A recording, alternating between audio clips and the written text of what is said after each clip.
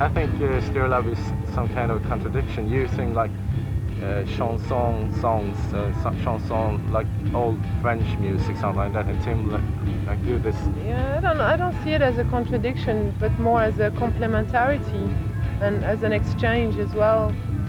You know, and obviously I was listening to some music, but I think that to get access to certain kinds of music, sometimes you need someone to tell you about it, you know, just like you're going to make a cassette for someone of this band that you like, and they're going to discover and so on. So it was an exchange going on, and indeed, you know, I turned him on to Brigitte Fontaine and France Gall and things like that.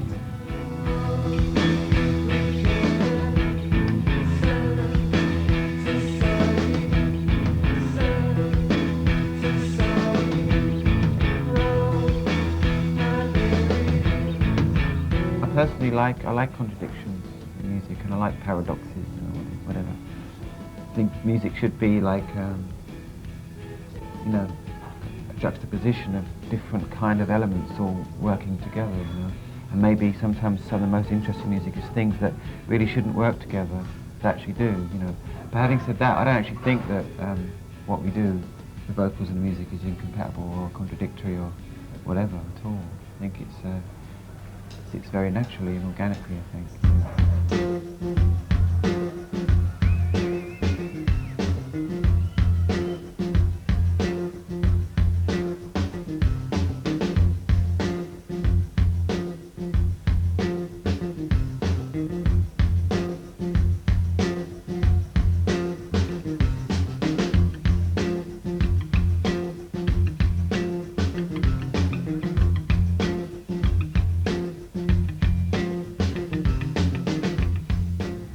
In France, in Paris, at a concert, McCarthy, Tim's previous band concert. And the story was that you were there on the concert, well, weren't you? I had to be there to meet him, yep.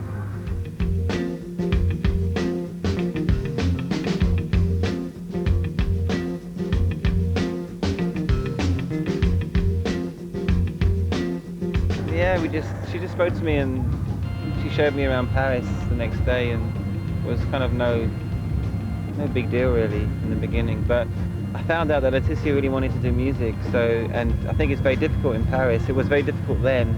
I think it's maybe slightly easier now, but it was very difficult then to do music that you wanted to do. So she came over and she kind of joined McCarthy for a little while. And then after that stopped, then we decided to start Stereolab. And then by that time, she'd moved over to live in London, like, permanently.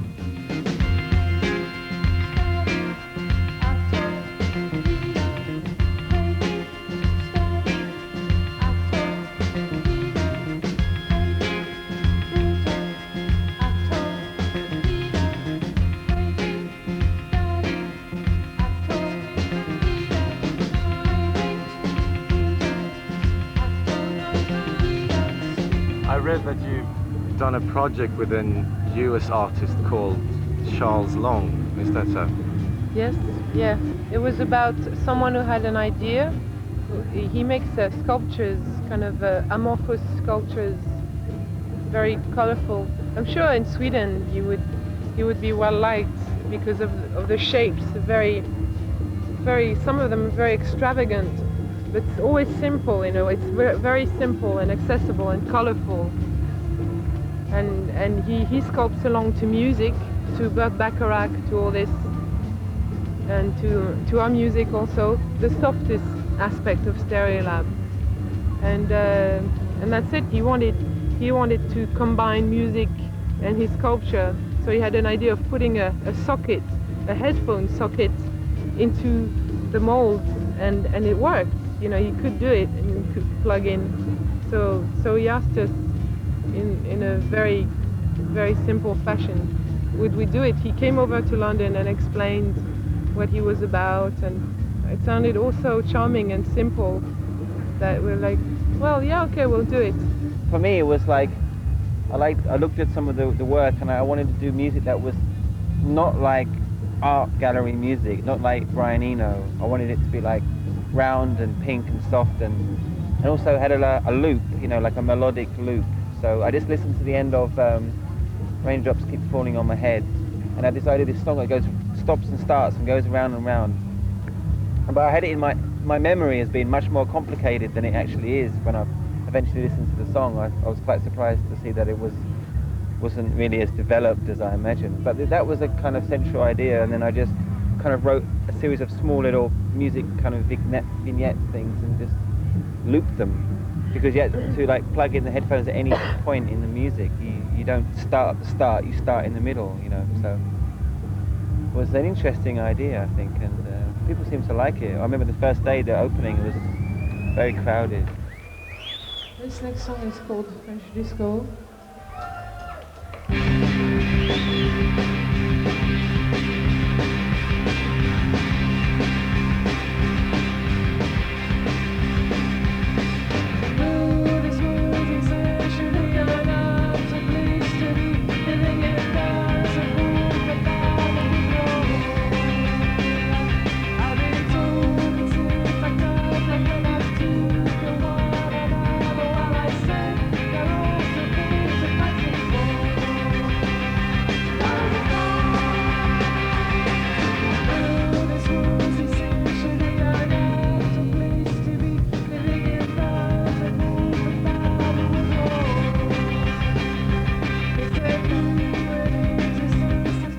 The name was a mistake. It wasn't supposed to be called French Disco at all.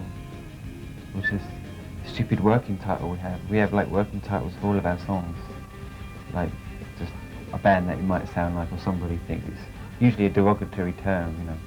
And this one, someone we just a French disco, like a French disco song.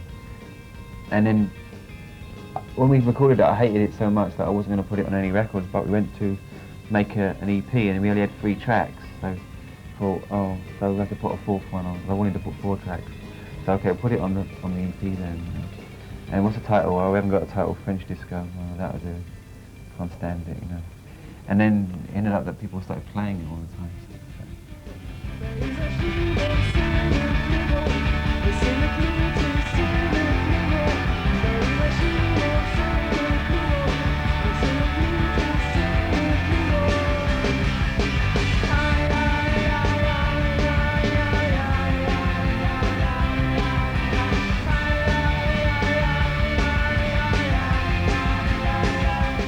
Burt Bacharach is like, in terms of melodic pop music, is about the highest you can reach, you know. It's about the highest mountain in the world, you know, of pop music.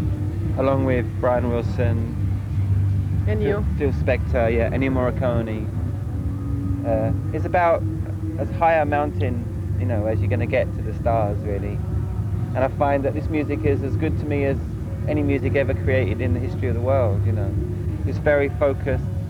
It's like very sophisticated, but at the same time sounds very primitive also, you know, very simple, and I think that's the kind of best music, to be able to mix both those things together.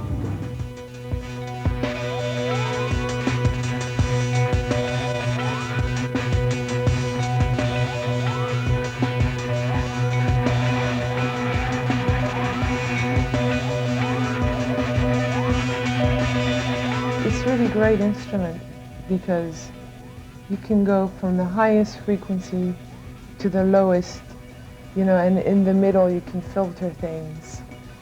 You know, it's just extreme, it's an extreme instrument.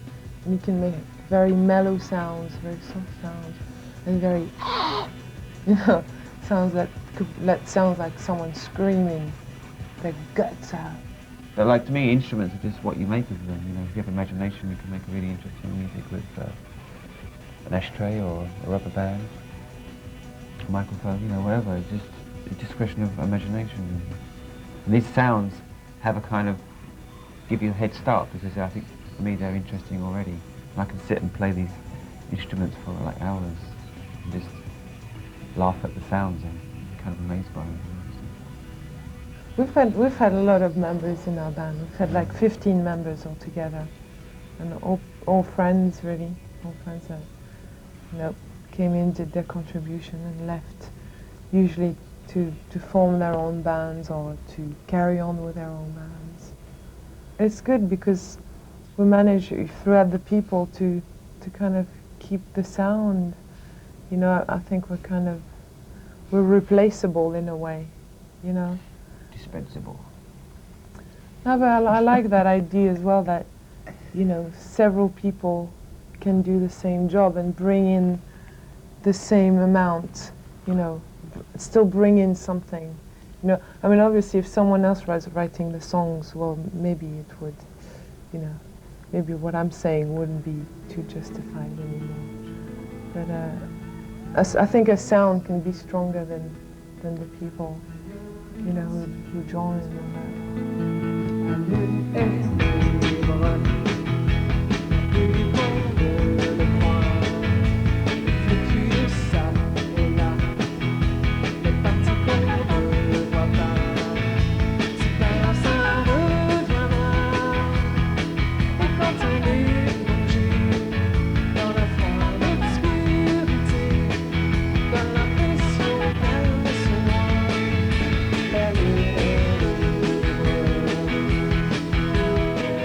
Most of the titles are just